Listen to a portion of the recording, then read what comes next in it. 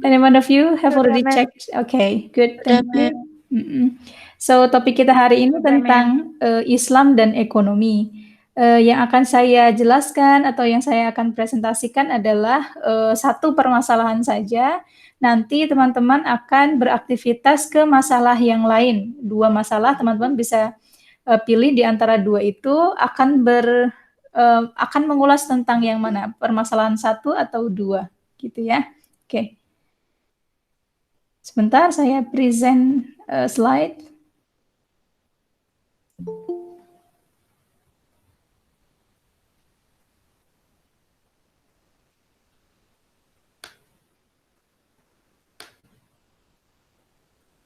Berikut Islam dan ekonomi ya. Right. AIK 4, week 9. Jadi hari ini kita sudah pada week ke-9 ya. Kurang beberapa week lagi ya. Di Juli awal kita sudah adakan UAS. Saya belum tahu, belum ada edaran kapan liburnya untuk yang April ini ya. Mungkin bisa jadi pekan depan atau pekan depannya lagi. Oke.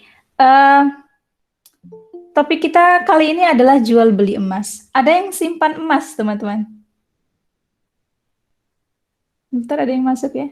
Ada di antara teman-teman di sini yang menyimpan emas atau menggunakan perhiasan?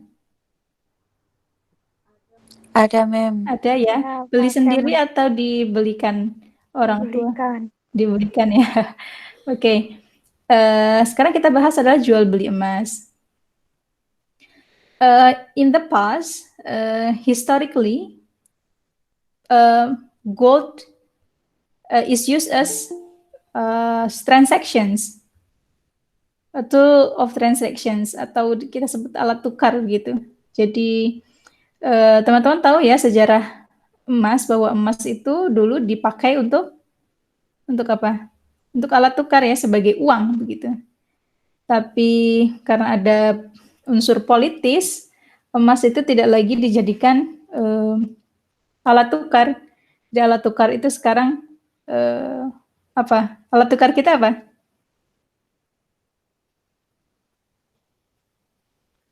Uang. Uangnya tapi berbentuk kertas atau koin. Padahal sebenarnya kalau Anda analisis lagi, kertas itu tidak ada value-nya. Paham maksud saya? Emas tidak ada value-nya, maksudnya Anda paham?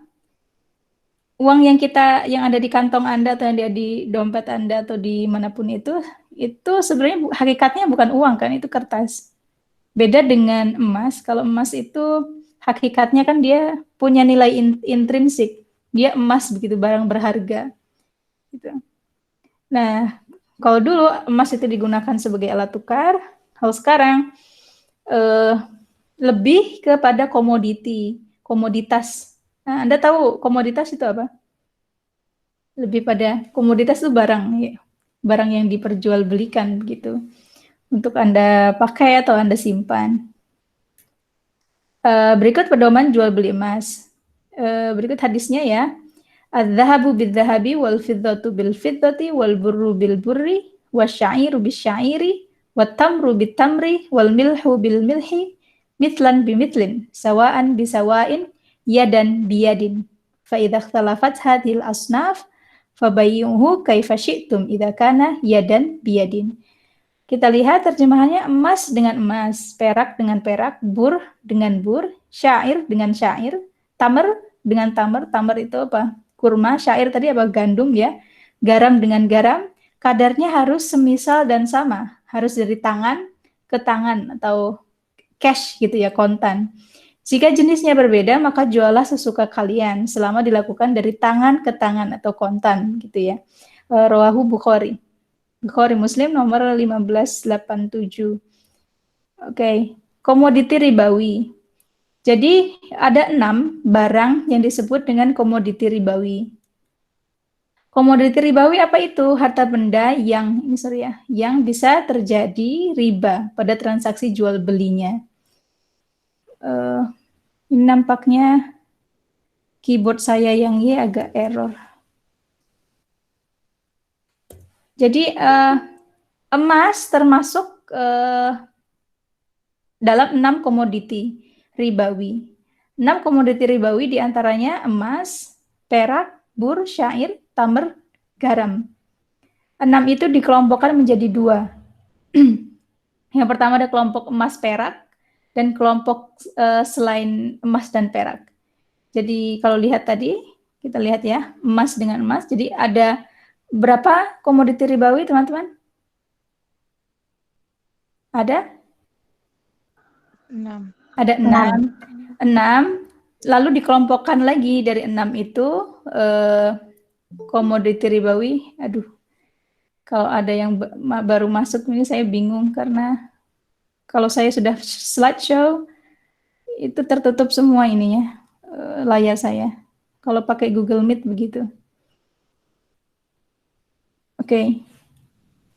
Kelompok emas dan perak dan kelompok selain emas dan perak. Kita bagi 2 ya, ingat ya, kelompok emas dan perak dan kelompok selain emas dan perak. Berarti ada bur tadi, syair, lalu tamar, lalu garam, ya. Yang 2 termasuk komoditi ribawi. Aturan dalam jual beli komoditi ribawi. Kita baca terjemahnya aja.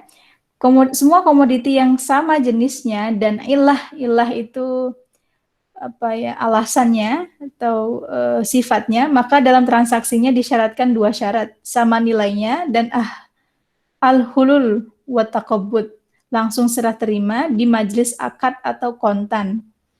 Itu berdasarkan sabda Nabi Rasulullah SAW setelah menyebutkan komoditi riba yang sejenis mitlan bimitlin. Tadi hadisnya begitu ya, sawaan bisawain, yadan biyadin. Kadarnya harus semisal dan sama, harus dari tangan ke tangan, harus cash. Contohnya adalah barter emas dengan emas, barter perak dengan perak, barter uang dengan uang. Gitu ya. Jumlahnya harus sama. Makanya kalau sekarang konteksnya cocok ini. Kalau Anda ke daerah alun-alun atau daerah perkotaan di pusat kota begitu, sekarang sudah mulai dijual uang kertas baru. Gimana kalau menurut Anda itu? Kalau melihat dari hadis ini, mitlan bimitlin, sawaan bisawain, yadan biyadin. Boleh tidak jual beli uang baru itu?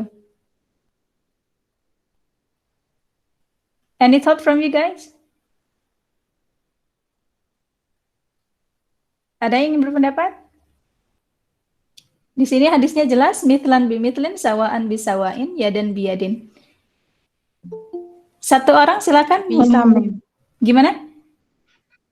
Bisa, Mem. Apa? Bingung tapi, Mem. Gimana ya? Silakan.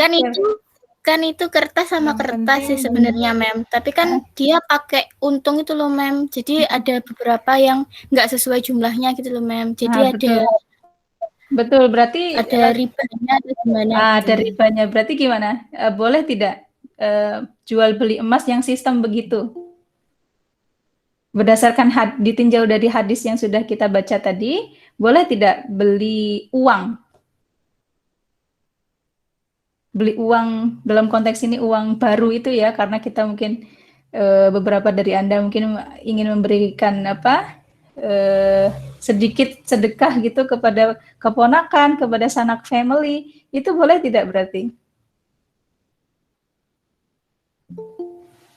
Silakan. Kayaknya boleh, Mem. Soalnya kan tukar uang sama uang gitu loh, Mem. Kertas sama kertas. Tapi cuman kalau keuntungannya itu yang masuk ribanya itu antara boleh apa enggaknya gitu, Mem. Berarti kalau riba nggak boleh. Berarti konklusinya kalau yang di jalan-jalan di pinggir jalan itu tidak boleh karena Anda terkena ribanya. Kecuali kalau Anda ke bank.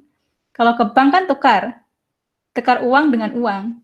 Jumlahnya sama. Jadi mislan bimislin, yadan biyadin tadi ya. Jadi Anda menukar misalkan 100-an ribu, berapa ya? 2 juta, tapi uangnya 100-an ribu ingin Anda tukar misalkan 20 ribuan. Dengan semisal jumlahnya sama, itu boleh. Tapi kalau Anda melakukannya di pinggir jalan itu, kalau di pinggir jalan itu kan kita beli uang. Padahal uang itu alat tukar, bukan komoditi.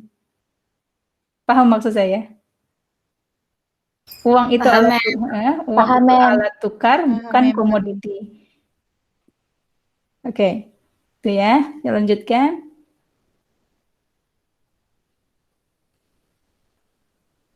Oke, ini tadi dalilnya ya mislan bimislin, hadisnya yang lengkap yang tadi di slide awal tadi, sawaan bisawain, yadan biyadin. Kita harus cash, tidak boleh tertunda. Hadis selanjutnya, semua komoditi yang sama ilahnya namun berbeda jenisnya, maka dalam transaksinya disyaratkan satu syarat. Tadi al-hulul wa taqabbud. Langsung serah terima di majelis akad dan kontan. Oh, yang tadinya sama ya. Semua komoditi yang berbeda ilahnya, maka dalam transaksinya tidak disyaratkan apa-apa, tidak disyaratkan sama nilainya ataupun tadi al-hulul wal taqabbud, langsung serah terima di majelis akad atau kontan. Contohnya memberi kurma dengan uang, membeli beras dengan uang, itu boleh tertunda. Kalau tadi kan harus serah terima di majelis akad dan kontan. Nah, kalau ilahnya berbeda, ilahnya tuh tadi masih ingat ilah ya, ilah itu sifatnya berbeda. Itu boleh transaksinya tidak disyaratkan apa-apa, tidak disyaratkan harus sama nilainya ataupun harus serah terima langsung dan cash, itu tidak ada syarat itu. Jadi kalau misalkan Anda beli kurma 1 box begitu ya, mungkin ada di antara keluarga Anda beli kurma yang langsung 5 kilo begitu dari toko online, itu boleh. Atau konteks lain membeli beras dengan uang, itu juga boleh. Itu kan ada penundaan kalau online ya.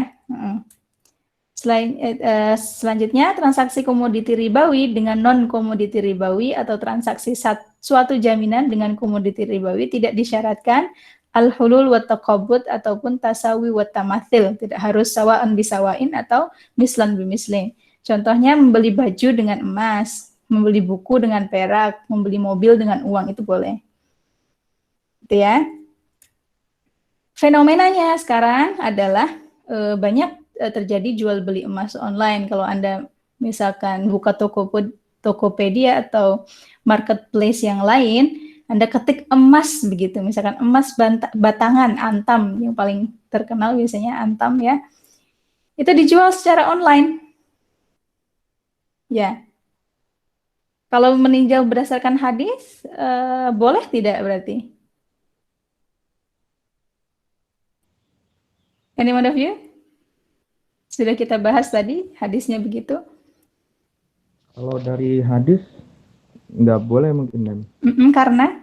Karena kan di situ ada ribanya juga, Mem. Ada penambahan dari harga yang tidak sesuai dari emasnya tersebut. Go on. Iya, kayak misalkan mungkin segramnya 1 juta, di situ jualnya 1,2 mungkin. Jawabannya benar Mas Hafid, tapi argumentasi atau alasannya masih kurang. Ada yang mau menambahkan Mas Hafid? Berdasarkan hadis tadi gimana? Kenapa tidak boleh? Sekarang begitu. Tadi Mas Hafid sudah benar menjawab tidak boleh jual beli emas online. Kenapa? Ada yang bisa jawab? Tadi hadisnya apa syaratnya? Mungkin harus ini, Mem. Harus kontan gitu, Mem. Langsung. Nah,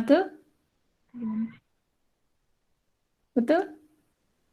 Can you please explain more, anyone? Sudah betul tadi Mbak Nurul? Bisa menjelaskan lebih lanjut?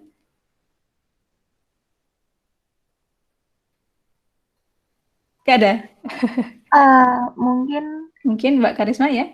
Mungkin itu harus langsung di lapang gitu, Mem. Harus pembeliannya harus langsung secara akadnya itu langsung gitu. Betul, ya. Jadi kalau meninjau dari hadis tadi,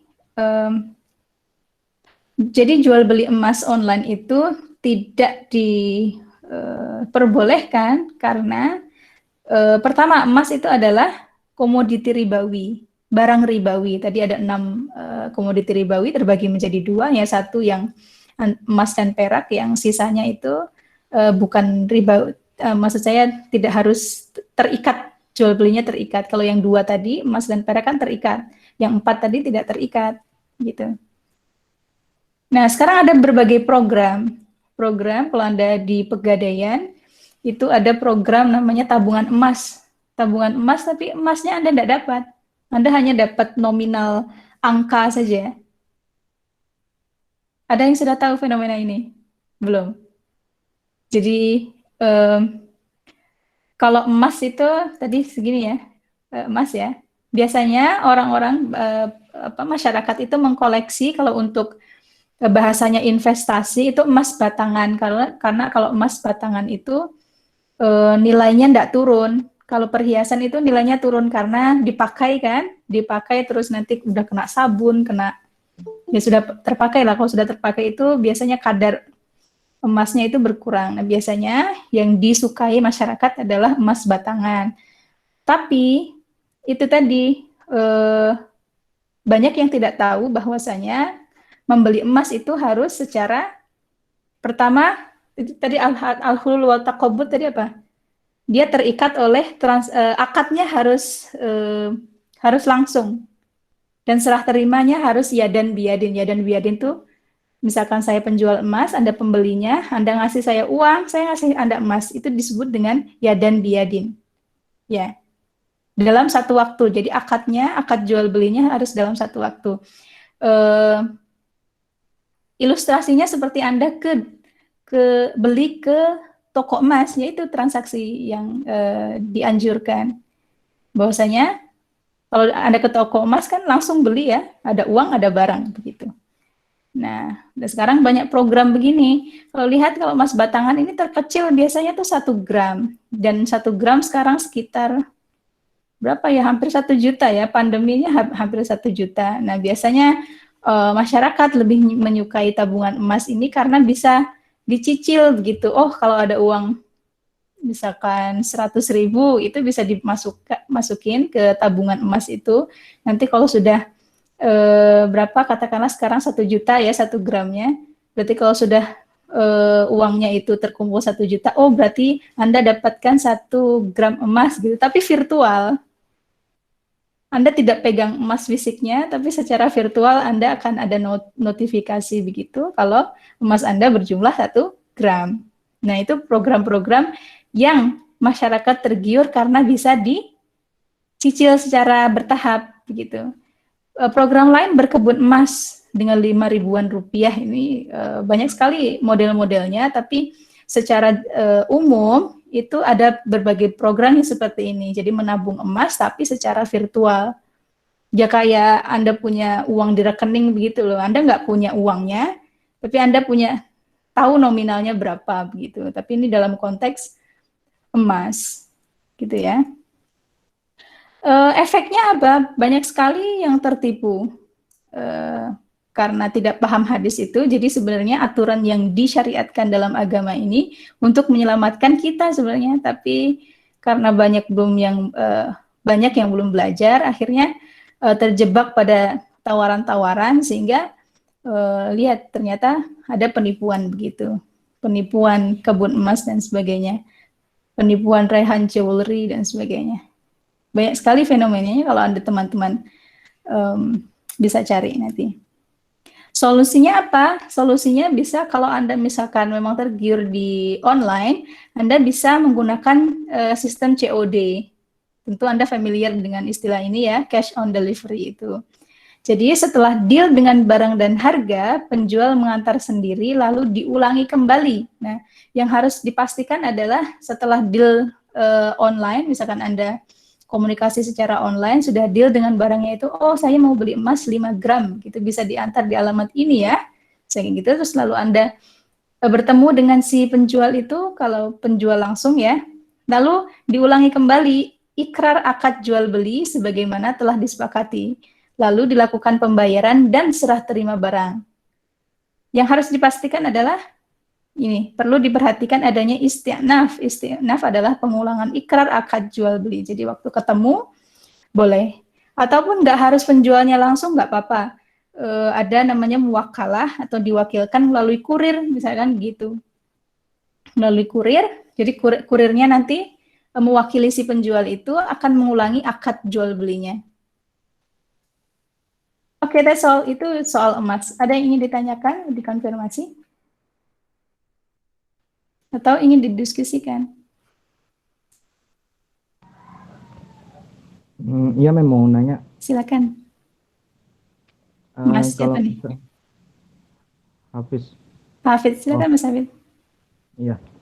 Mau nanya Mem, kalau misalkan kita jual emas misalkan di Pegadaian, beli emas misalkan di Pegadaian, biasanya kita akadnya memang langsung di Pegadaiannya, cuma emasnya biasanya disimpan oleh Pegadaiannya, itu bagaimana Mem? Kalau disimpan pegadaiannya itu bukan beli emas, tapi menggadaikan emas. Enggak, biasanya kan bisa dibeli, cuma kita dapat ininya aja Mem, dapat kayak sertifikatnya aja, cuma emasnya tetap di Pegadaian gitu. Jadi nanti kalau Lah kenapa misalkan kok masih di pegadaian? ya, Kenapa kok di pegadaian? Anda serahkan di pegadaian, kenapa? ya takutnya kan hilang atau bagaimana Mem, gitu. Jadi Oh, biasanya kita dapat sertifikat emasnya doang gitu loh. Jadi nanti kalau misalkan kita pengen jual lagi, sertifikatnya itu kita serahkan ke Pegadaian gitu. akadnya di pegadaian apa, Mas Hafid? Akad menyimpan atau akad menggadai? Akad mau beli emas. Enggak, kan sudah Anda beli. Terus Ya, katanya ada setelah Anda beli kan berarti milik Anda. Terus kenapa ya. Anda taruh di pegadaian tuh akadnya apa? Apakah akad menggadai atau akad menyimpan?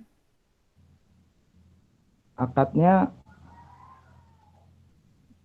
ini sih Mem, cuma disimpan aja di Pegadaian gitu, barangnya itu. Setahu saya juga beberapa kali beli emas di pegadaian, bisa dibawa pulang. Sebenarnya kan selama ini kita ditakut dihantui oleh Iya Mem. dihantui oleh nanti hilang begitu. Kalau Iya. simpan fisik nanti hilang begitu. Ya sebenarnya ya selama ini kan Anda rumahnya nggak kemalingan juga kan. Ya asal Anda nggak woro-woro, hey, aku beli emas 100 gram misalkan, kan nggak ada maling yang datang ke rumah Anda juga. Jadi ada semacam dihantui begitu kalau simpan emas sendiri itu berbahaya. Tapi kalau di Pegadaian, sejauh yang saya tahu ya Mas Hafiz, itu tidak ada jasa penyimpanan, itu tidak ada. Kecuali Anda ke bank, tapi bank yang besar di pusat kota biasanya, itu ada safe deposit box, SDB. Safe deposit box, jadi kayak locker begitu, ada locker begitu, Anda menyewa di bank itu untuk menaruh emas itu.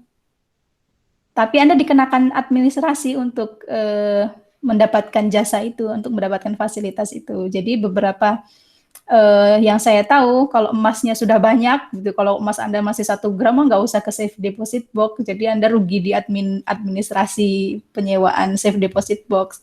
Kalau Anda ingin menyimpan, ya pastikan aja kalau menyimpan berarti nominal emasnya itu udah banyak lah, intinya gitu. Kalau setahu saya mungkin saya enggak tahu ya, setahu saya enggak ada di Pegadaian itu sistem menyimpan ya, menyimpan seperti safe deposit box, kecuali kalau Anda taruh di Pegadaian berarti itu menggadaikan. Gitu. Tapi boleh tadi nyimpan misalkan begitu akadnya. Akadnya simpan boleh. Oh begitu. Tapi ada jasanya Iya. atau dia? Oke. Biasanya ada casnya gitu Mem. Oh, oke. Yang penting kan itu emasnya sudah milik Anda, kalau Anda titipkan ya tidak apa-apa, tapi akadnya kan akad menyimpan, bukan akad menggadai, karena menggadai sendiri itu kan tidak diperkenankan gitu, karena ada unsur ribawi di penggadaian, sistem penggadaian kita. Oh iya Mem. Ada lagi? Silakan. Makasih Mas Hafid. Ada lagi? Mem, izin bertanya. Ya. Kalau untuk deposito di bank itu gimana ya, Mem? Deposito uang kayak gitu, Mem? Kalau deposito sebenarnya juga itu ada ribanya ya. Ada ribanya. Deposito, terus apalagi skema-skema reksadana dan sebagainya itu ribawi sebenarnya. Ya. Gitu Mbak Fanya ya. Nanti bisa ada solusinya nggak, Mem, kalau untuk kayak istilah-istilah kayak gitu loh, Mem? Cara lainnya gitu mungkin. Kan kayak investasi juga gitu, Mem. Karena untuk deposito atau Sistem Iya, mungkin yang depositonya mungkin nggak apa-apa Mbak, tapi yang belum kita bisa pastikan itu adalah sistem keuangan kita yang perbankan itu masih belum sesuai dengan syariat, walaupun sudah menamakan misalkan bank syariah begitu, tapi sistem perbankannya yang masih belum syariah gitu. Jadi sementara yang ada, deposito yang ada itu masih hasilnya riba. Jadi Anda taruh uang begitu, terus ya berputarnya kan kita tidak tahu berputarnya kemana. Tapi sistem perbankan kita kan masih belum syariah gitu, walaupun namanya saja syariah. Tuh. Yang paling kalau ingin dapat uang banyak ya solusinya jual beli. Halallahul bai'a wa harramar riba. Allah menghalalkan jual beli tapi mengharamkan riba gitu. Jadi sebenarnya sistem perekonomian kita di Indonesia itu runtuh itu ya karena riba itu sebenarnya. Oke, gitu ya. Banyak sekali makasih. Investasi. Kalau emas itu sebenarnya bukan investasi. Jadi emas itu kalau Anda pengen nabung emas, misalkan tadi skema Anda punya uang misalkan 1 juta, Anda belikan 1 gram emas, lalu Anda simpan. Tapi masa simpan emas itu harus lama kalau ingin dapatkan sedikit profit begitu. Masa simpannya harus 3 sampai 5 tahun kalau saya pelajari itu. Jadi tidak boleh jangan beli emas sekarang terus jual besok, itu malah Anda rugi karena misalkan sekarang harganya Anda beli 1 juta, itu Anda jual lagi, namanya buyback, itu bisa 850. Jadi kalau menyimpan emas, harus long term. Long term, itu boleh Anda mungkin mulai dari sekarang, terus nanti misalkan, oh ini dana untuk menikah, misalkan begitu, yang cowok-cowok ya, atau yang cewek-cewek boleh, atau dana beli tanah, begitu, Anda bisa mulai simpan, mumpung sekarang masih pada single kan, masih pada single, terus nanti mau punya tabungan gitu boleh pakai emas. Tapi saya sarankan emasnya yang batangan, jangan yang perhiasan. Kalau perhiasan, pertama Anda tergoda untuk memakai, lalu kalau sudah dipakai itu kadar emasnya turun. Jadi bisa jadi rugi begitu. Oke, that's all. Setelah ini kalau sudah dicukupkan, setelah ini teman-teman akan beraktivitas. Aktivitasnya berupa memberi ulasan ya. Nanti coba dicari beberapa referensi terkait, yang pertama tadi terkait dengan sistem kredit ya. Anda silakan berkomentar, tapi ada rujukannya ya, seperti yang ini tadi. Saya berikan hadis, terus ada fenomena. Kalau berdasarkan hadis ini, gimana? Boleh atau tidak? Misalkan beli uang dengan uang tadi, tukar uang, beli uang kertas, uang baru tadi, lalu konteks selanjutnya adalah emas online, itu boleh tidak? Lalu yang kedua permasalahannya adalah tentang asuransi. Sedangkan teman-teman pilih salah satu sistem kredit, bisa kredit apapun. Contohnya yang saya berikan tadi kredit motor, kredit mobil, atau KPR ya, kredit perumahan rakyat, itu gimana? Coba cari referensi, temukan satu hadis, terus analisa fenomenanya apa, terus menurut Anda bagaimana? Gitu. Sekarang Anda kalau berbicara tentang kredit ya, fenomenanya sekarang apa teman, orang-orang itu malu terlihat apa adanya begitu ya, sehingga ambil kredit begitu. Misalkan pengen mobil gitu, padahal uangnya masih kurang, misalkan ada KPR, akhirnya kredit, akhirnya kredit itu, sistem kredit sebenarnya sangat memberatkan kita kalau Anda pelajari lagi, karena bunganya itu bisa membunuh kita sebenarnya. Itu ya. Silakan berikan ulasan, terus nanti disubmit begitu. Oke, that's all. Thank you everyone for your active participation. See you next week, inshallah. Assalamualaikum warahmatullahi wabarakatuh. Waalaikumsalam.